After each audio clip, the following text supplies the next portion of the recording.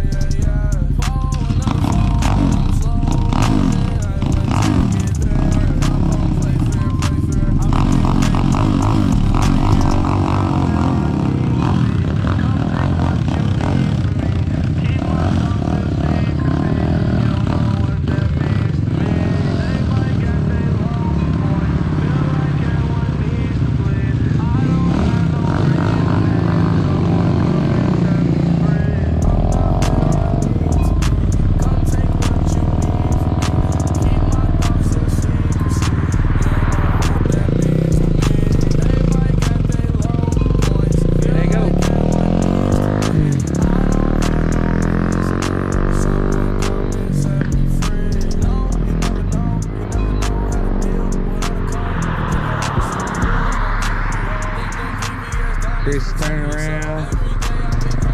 John's turning around.